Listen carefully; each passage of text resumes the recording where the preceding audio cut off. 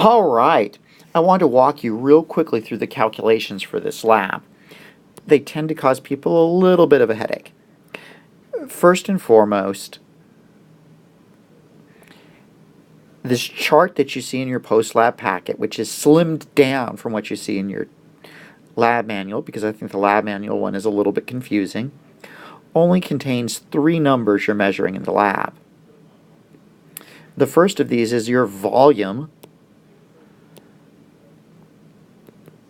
of your copper 2 sulfate, 96.5 milliliters. The second is your mass of aluminum foil. That too will be something you'll actually measure and record in the laboratory.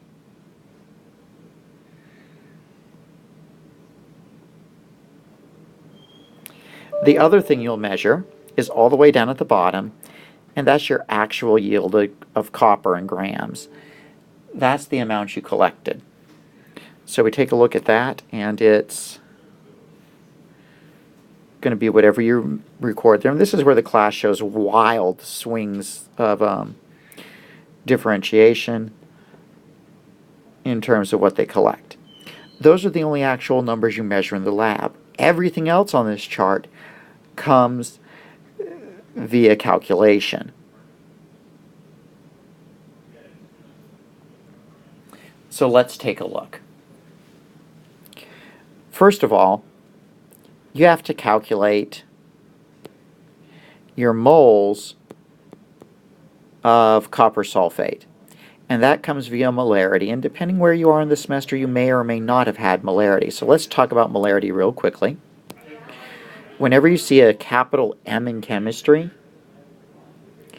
M stands for molarity. Molarity is moles of solute per 1 liter of solution.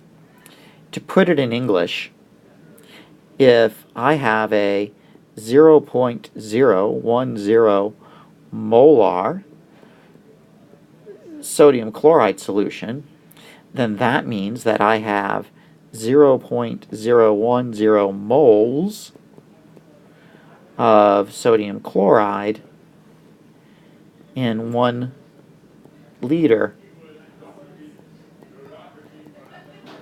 of my solution. We don't deal with liters quantities. Most of the time we deal with milliliter quantities. So let's rewrite that a little bit. Let's rewrite this, instead of being moles per liter, let's say molarity, or capital M, is moles of my solute per 1,000 milliliters, because 1,000 milliliters is the same thing as a liter. So if we go back to my salt example here, and I'm feeling a little bit salty, we come over here to my salty solution.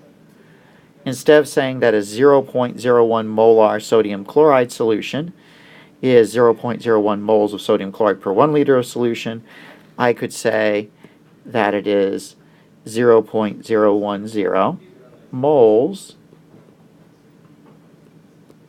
sodium chloride per 1,000 milliliters of solution.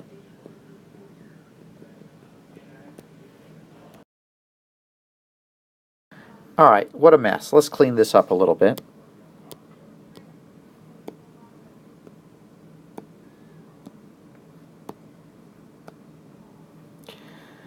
All right, so now we're back to our original data. And we're wanting to solve for our moles of copper sulfate, copper 2 sulfate. Our moles of, and I would write this down if I were you, your moles of copper sulfate is equal to your volume of copper sulfate times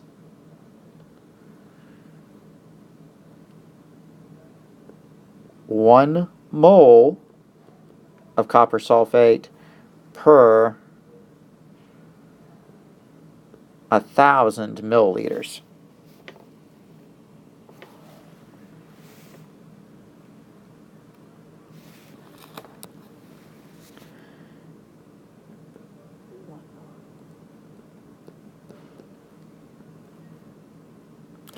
And 1,000 should only be 3 zeros. I put an extra zero. There we go. Milliliters.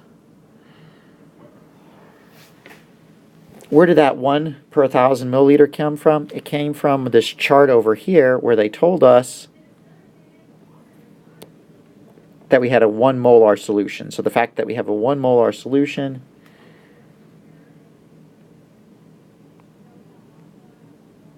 means that that's our formula. So write that down, and let's look at my example. Okay, so in my example, I have 96.5 milliliters of my copper 2 sulfate. So I'm going to take 96.5 milliliters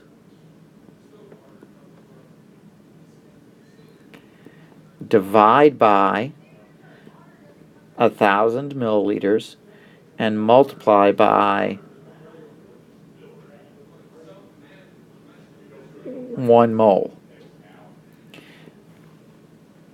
So I'm dividing by 1,000, so I wind up with 0. Essentially I'm moving my decimal place over 3 spaces, 0.0965 moles. So you're dividing by 1,000, multiplying by 1. You're taking this volume right here, and you're dividing it by 1,000 in order to get the number that you're going to stick in there. So far, so good? Now that we have our moles of copper sulfate, we can get the moles of copper based on that copper 2 sulfate. What we're doing now is we're kind of, well, let me go back a little bit here. Let's go to our moles of aluminum. Let's get our moles of aluminum here first. Moles of aluminum is pretty easy. We've recorded the mass of aluminum foil right here, 1.5 grams, mass of aluminum foil. You'll use a different amount. You may have 1.4, 1.6, 1.7. But you know how to get moles of aluminum from mass. So I've got 1.5, well, I need a new color.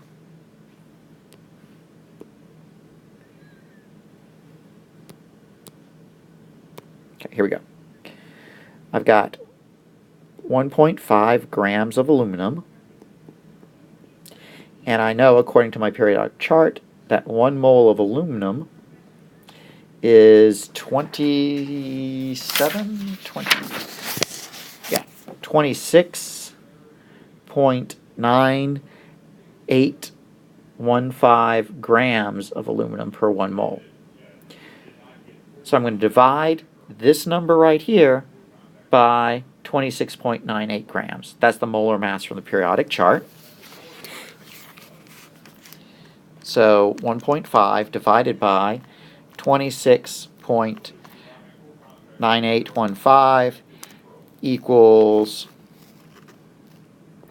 0.05594 moles of aluminum. So far, so good? Everybody write down will. Everybody should write down will. Will! Everybody write down will. All right, now that you've written down will, let's take a look at where we are and where we're going. We're eventually going to get percent yield. And you'll remember from lecture, in order to get percent yield, we have to get theoretical yield. So we have moles of copper, we have moles of aluminum. We have a chemical equation up here. Think back to the bicycle wheel discussion here. And I'm going to write things in my chart over here so that they stay put. 0.0965 and 0.0559. All right.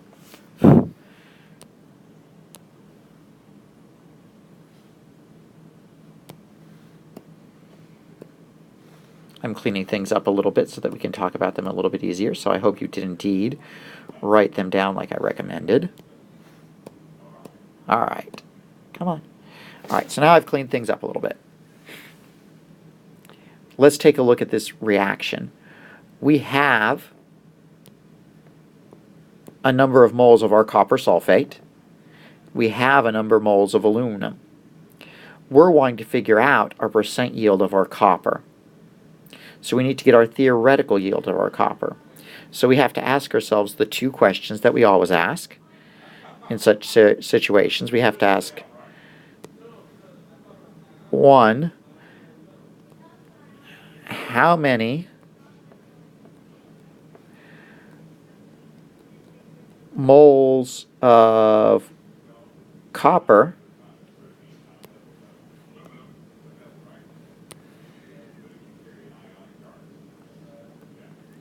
can I produce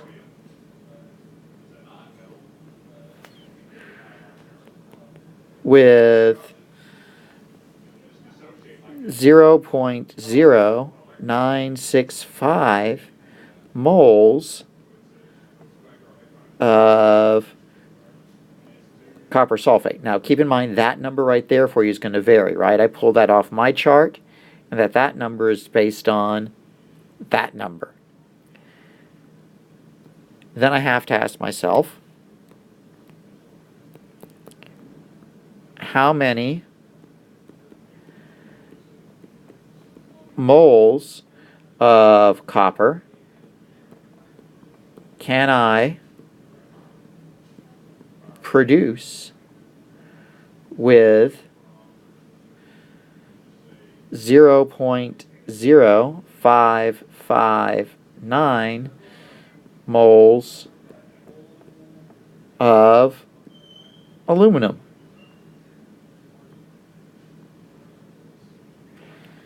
And again, that number is going to be different when you come to work your problem, because that number is based on that number, which is based on that number. Experimental, right? But you saw the calculations. So let's answer our two questions.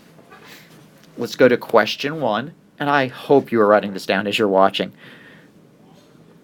How many moles of copper can I produce from my 0.096 moles of copper 2 sulfate? So I'm answering question one.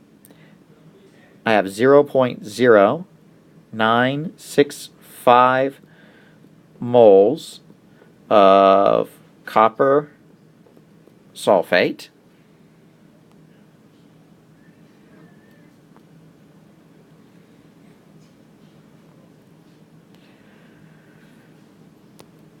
I don't want moles of copper sulfate, so I have to place them where they cancel out. Do I know a relationship between moles of copper sulfate and moles of copper? Yeah, I do. My chemical equation tells me. My chemical equation tells me that for every 3 moles of copper sulfate I react, I produce 3 moles of copper.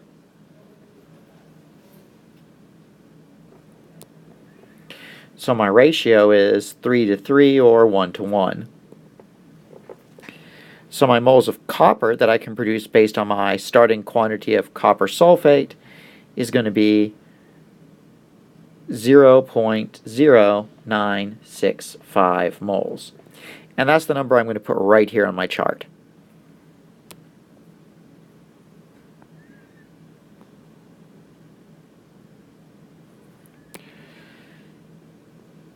Zero 0.0965. Now it's time to answer the second question.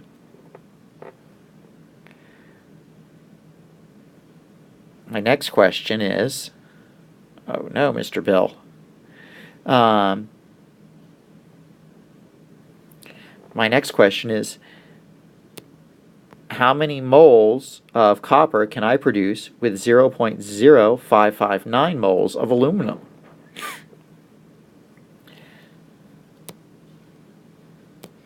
So I'm asking question 2 now. I've got 0.0559 moles of aluminum. I don't want moles of aluminum, so I'm going to place moles of aluminum where they cancel out. I want moles of copper. According to my chemical equation, for every 2 moles of aluminum I have, see my 2 up there? Woohoo! Bouncing red arrow, 2 moles of aluminum. I can produce 3 moles of copper.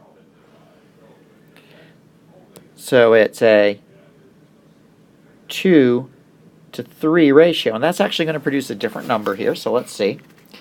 I have 0.0559, that's a 9 there, though I can't seem to draw a complete 9 with a stylus, divided by 2 times 3 equals 0.083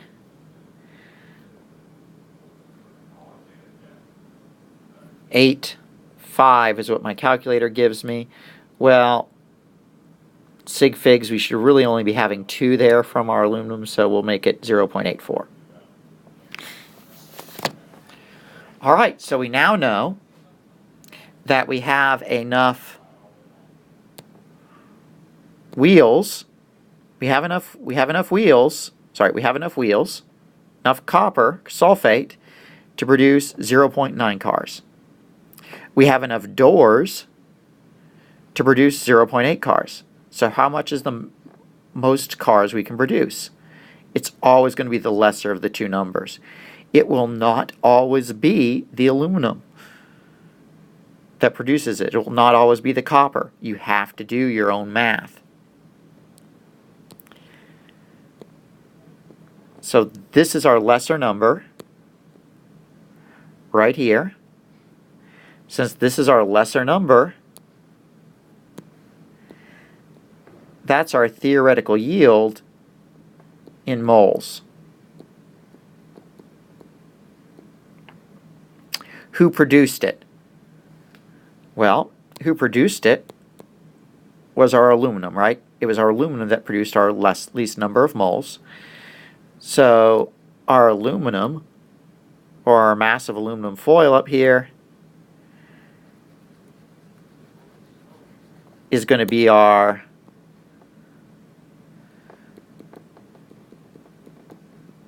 limiting reagent. What a mess. It is nearly as much a mess, so big a mess that you would need John Hopper to fill it up. Why don't Jim Hopper to fill it up? Right? Everybody write down Jim Hopper. Jim Hopper. Everybody write down Jim Hopper. And let me clean up this a little bit.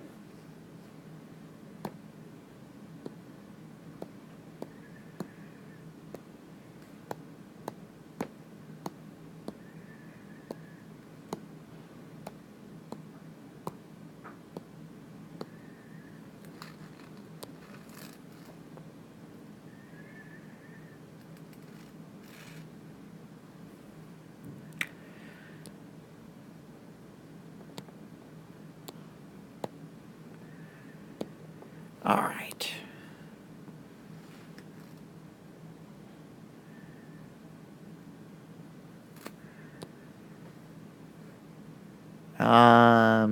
Where was I?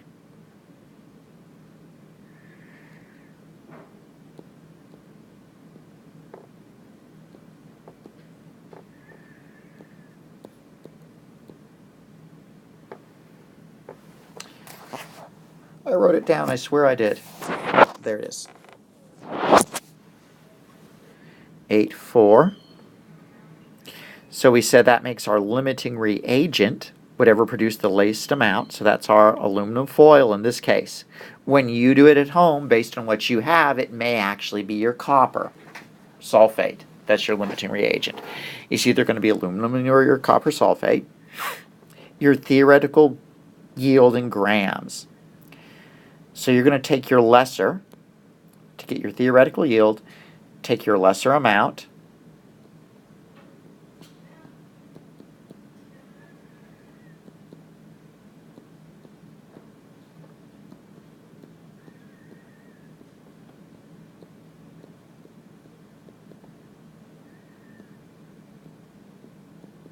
take your lesser amount of moles, and multiply by the atomic mass of copper, or the molar mass of copper rather, 63.546 grams per mole.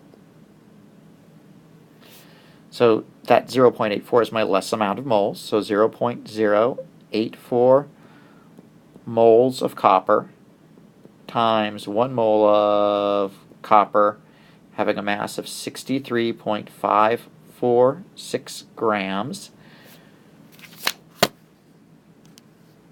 So 0.084 times 63.546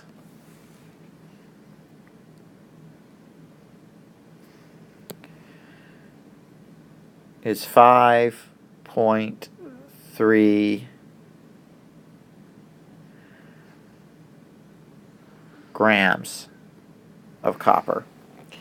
Now, the actual yield of copper is what you measure experimentally, and I'll be darned if I forgot what we put down there for that number. I believe we had 4.4, if I were to rewind the tape, 4.4 grams. That's experimentally determined, remember? You measured me in the experiment. Your percent yield, remember percent yield is always actual yield divided by theoretical yield.